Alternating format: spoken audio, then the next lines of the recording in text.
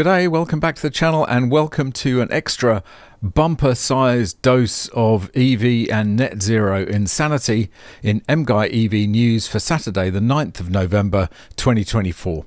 Be sure to follow me on the usual socials for more content, links in the description, and please make sure you're subscribed and have enabled all notifications so you don't miss out on any future videos.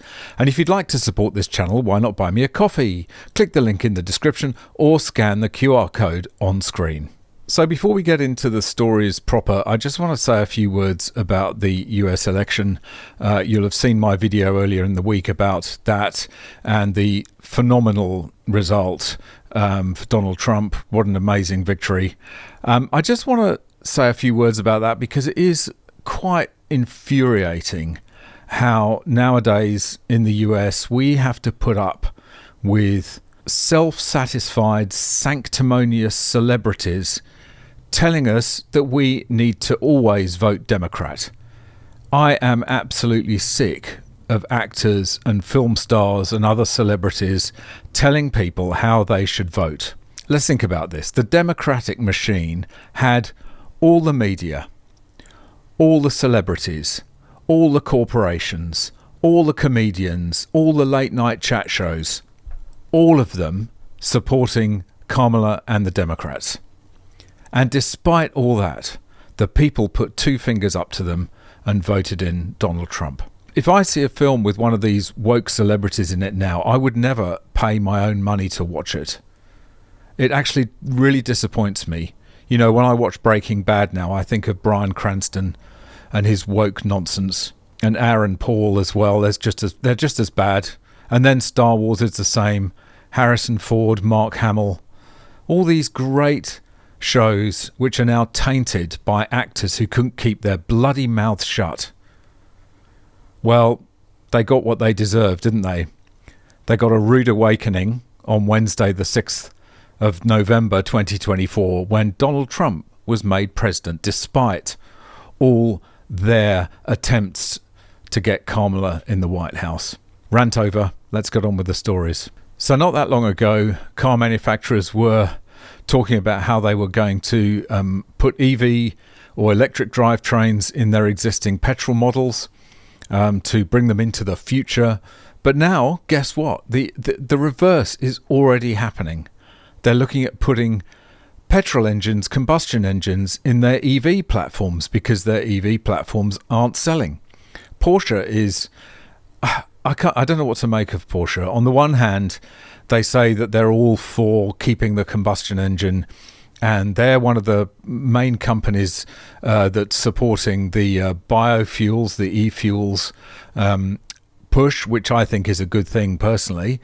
But at the same time, they're mad with electrification.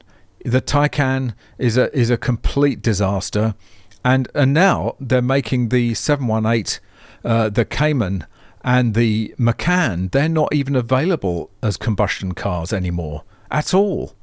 But now it's turned full circle, and as the headline says, Porsche now considering gasoline variants of EVs. Having already pivoted its highest volume model to run on all-electric power, Porsche is now considering building internal combustion variants of EVs. We appear to have come full circle on electrification in roughly the same time frame the industry previously assumed they'd become the dominant mode of transportation. Aggressive regulatory mandates in Europe and increasingly stringent emission requirements have encouraged the brand to end sale of the combustion Macan and 718 on home market early. But it was previously committed to pivoting toward EVs as part of its current corporate ethos.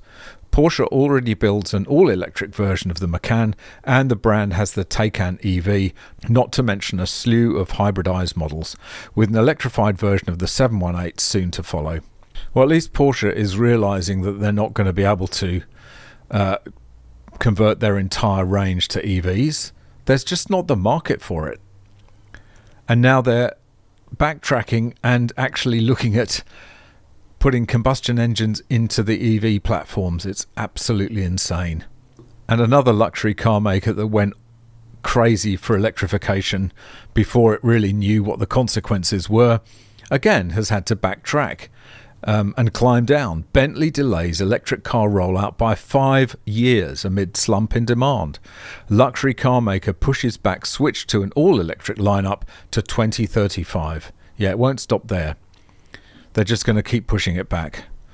Bentley has pushed back plans to go fully electric by 5 years as driver uptake of battery-powered cars continues to fall short of the industry's hopes.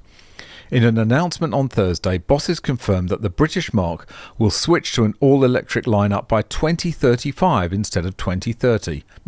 We'll see. It comes months after Bentley delayed the launch of its first electric vehicle EV from 2025 to 2026. Originally envisaged as a Grand Tourer, it will also be a luxury urban SUV, the company said. We're going to see this in all car manufacturers from the lowliest to the most exclusive. They're going to be pushing back their timescales for EVs because, well, especially now, because in the US, the EV mandate is effectively dead. And so they'll be pushing more gas cars. They'll be able to build more gas cars for the foreseeable future. And so the European push for EVs is going to be struggling against the US. And people that buy these kind of models, a Bentley or a Porsche or even a Mercedes AMG, they're not buying them because they're just a tool to get from A to B. They're buying them because they are an emotional, enjoyable experience to drive one of these cars. And as soon as you strip out the engine, you strip out the heart of the car. It's got no involvement, no character. It's just a bland eco blob. And so the idea of companies like Porsche going electric is just, it's insanity. Just insanity. And the same applies to classic cars, because people buy classic cars because they give you that like tactile sense of, the sound, the smells, the whole physical experience of driving a combustion car. And you buy them for that reason, to get away from the mundane eco blobs. And so guess what? Classic car owners refuse to convert vehicles to electric. Destroys the essence of that era. Yes, it does. The vast majority of classic car owners have refused to convert their vehicles to electric, despite a push towards more environmentally friendly motoring. New research has found that 82% of classic car owners are not open to converting their historic vehicles to electric, with many citing concerns about automotive heritage. I'm surprised it's as low as 82%. I would have thought it would have been in the high 90s. Why on earth would you convert your classic car to electric? God's sake. Around 65% of owners believe stricter electric vehicle regulations are threatening the long-term survival of classic car ownership. A survey of more than 800 classic car owners found that most believe converting their cars would significantly compromise the historical integrity and the unique character.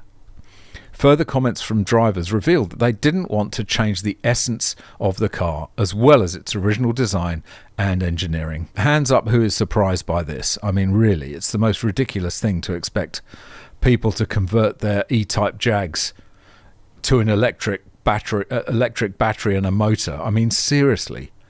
Okay, and this is the outraged, entitled EV owner story for the week. I've lost 7k after the council banned me from charging my EV outside my own house. The way they've behaved is disgusting. A man who was banned from charging his electric car at home said it is disgusting he has been forced to get a new motor. Retired mechanic, like, just think. David Kelsall, 76, has been pleading with the council for the 6 months to let him charge his car on the street outside his home in Oldham, Greater Manchester. He does not have a driveway, so his car would have to be charged while parked on the street. Council officials refused to budge, with officials insisted an electric cable across the pavement to his electric vehicle would be a trip hazard. Yes, it would, and they're right to refuse it. He gave up going to his local charging point as his car had been attacked by 3 yobs. Oops, shouldn't laugh. So the exasperated father of 3 decided to solve his charging crisis himself. However, he has lost £7,000 after trading in his original car for an orange Fiat hybrid. Well, if you didn't have off-street parking then you should have known better. And you can't just go draping electric cables across a pavement. It's a trip hazard, correct, and it's also incredibly dangerous for the shock hazard, electric shock hazard, for anyone who happens to be passing. And this is going to be the story that you're going to read every week when we have all electric vehicles on the planet. God help us when that happens. Urgent Chevrolet recall over high risk of vehicles bursting into flames. Chevrolet has urgently recalled more than 100 electric vehicles due to a fire risk. General Motors announced it is recalling 107 Chevy Bolt EV and EUV vehicles from model years 2020 to 2022 due to a potential fire hazard. This recall follows more extensive action 3 years ago when around 142,000 Bolt EVs were recalled over several recalls. Great English, Daily Mail. The vehicle maker is urging owners to not park cars inside garages, but rather on the street. Limit charging the battery to 90% and do not let the battery drop below 70 miles of range. The company also says the bolts should not be charged overnight and should be parked outside immediately after they are charged. Well, welcome to the world of owning a frickin' EV. Why would you do this? Why? I'm sorry, but why? Why would you buy one of these pieces of junk? And something I've been saying for ages is that as soon as they try and force EVs on us, people are not going to buy new EVs, so they're going to hang on to their used cars for longer. Like I said, like I've always said, if you want to help the planet, buy a good used internal combustion engine car, maintain it and keep it for as long as possible. If you do that, you're helping the planet far more than buying one of these ridiculous electric cars. And guess what? The used market is spiking upwards. It's getting hot because people want to keep their petrol cars. Used car sales jump as cash-strapped consumers shun new vehicle market. Heightened demand for second-hand EVs, well, yeah, maybe, comes as models hit price parity with petrol equivalents. Second-hand car sales are climbing as cash-strapped consumers shun the new vehicle market. The number of used car transactions rose by 4.3% from July to September compared to a year ago to reach 1.96 million, according to the Society of Motor Manufacturers and Traders, SMMT. Of these, a record 53,423 were electric vehicles, an increase of 57% or about 19,000. Don't forget, that is a tiny amount. Very large percentage increase, but still a tiny amount. And very, very unwise to buy a second-hand EV, quite frankly. I mean, yes, they're cheap because the depreciation is so rapid, but you just don't know what you're buying. You just don't know what the battery's like. And the depreciation will continue to plummet, so steer clear is my advice. However, EVs still made up only 2.7% of the market, with more traditional petrol and diesel cars still accounting for 91.7% combined. Hybrids made up the rest of the market. The top 5 used cars sold were the Ford Fiesta, the Vauxhall Corsa, Volkswagen Golf, Ford Focus and the Mini. The continued rise in used car sales stands in stark contrast to the faltering new car market, which saw a 4% drop in purchases by private consumers over the third quarter. Ian Plummer, commercial director at Auto Trader, the online marketplace for used cars, said there continued to be strong demand for middle-aged EVs. Well, that, as I say, just don't. Defined as vehicles that are 3 to 5 years old, many have now reached price parity with their petrol or diesel equivalents. Second-hand electric car prices tumble. Look at this. Petrol, after 3 years, look at this, 66% after 3 years compared to 49 or 50%. The trouble with EVs is they don't have any intrinsic elements that contribute to that value, because you've got a soggy bag of wet chemicals is half the value of the car, and you have no idea what condition that is in. And just as the US will be opening up their market again to internal combustion engine cars, Europe is still headed down the dead end of EVs.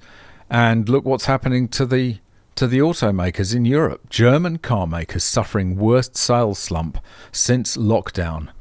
Wave of cheap Chinese electric vehicles takes its toll on country's automotive industry. Germany's car industry is suffering its biggest sales slump since the pandemic, in a fresh blow to the Eurozone's largest economy and to Olaf Scholz, its embattled chancellor. More than 2/5 of businesses in the sector are struggling with order shortages, according to a survey by the Institute for Economic Research, IFO. That was the highest share since July 2020, when the world was still in the grip of COVID lockdowns. Expectations for future orders also continue to fall, with Anita Wolf at the IFO said was in part caused by stiff competition from other nations' manufacturers. Intensifying competition, especially from outside Europe, seems to be increasingly taking its toll on the German automotive industry. The crisis in the German car industry is continuing, she said. And it's not just that. It's the whole net zero Energiewende, or whatever it's called, that Germany is going through, trying to transition its entire economy to electricity. The German government's just collapsed because reality has collided with fantasy. And I think the finance minister has basically said we can't afford this anymore. So he's been sacked or resigned or something. It's just a complete disaster. The UK is going the same way. You can look forward to much more of that rubbish in the UK in the next 5 years. And this is one of the reasons why net zero based on wind and solar is never going to work, because you get these periods called Dunkelflaute, which is when, you know, it might be overcast, there's no sun, but there's also no wind. So solar panels and wind farms, they do nothing. Nothing. Dunkelflaute sends wind power generation plummeting in UK and Germany. Meteorological phenomenon is highlighting the difficulties of transition to renewable energy. A Dunkelflaute period of weather has sent wind power generation tumbling in the UK, Germany and other parts of Northern Europe. The phenomenon, which translates roughly as dark wind lull, describes periods when wind speeds plunge, leading to little or no generation from turbines. On Tuesday, it meant wind farms were only able to meet 3 to 4% of the UK's electricity demand during the morning and evening peaks, with gas-fired plants instead fired up to meet around 60% of demand. The remainder was met by nuclear and biomass power plants, along with solar farms and imports via interconnectors, according to grid transparency data. A similar phenomenon was seen in Germany, where low wind speeds left the country's wind farms generating barely 7% of their nameplate capacity. Well, in winter, for example, the sun sets at about 3:30 p.m.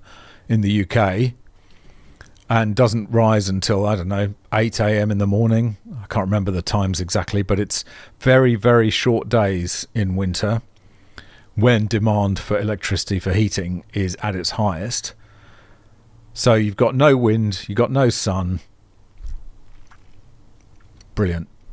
And finally, following on from my video recently about how wind factories and solar factories are blighting Australia's landscape and taking up thousands of acres of prime agricultural land, I was contacted by someone in Tasmania who's asked me just to ask all Tasmanians, if you know anybody in Tasmania, just send them this link. It's a petition to the Parliament of Tasmania to put a halt to all of this renewable energy rollout in Tasmania, to have a proper investigation into the effects on the environment and the biodiversity.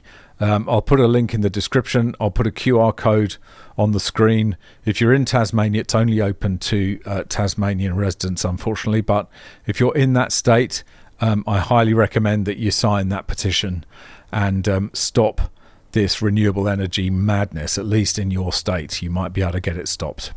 All right, that's it for this one. Thanks very much for watching. Hope you enjoyed it. See you in the next one. Bye for now.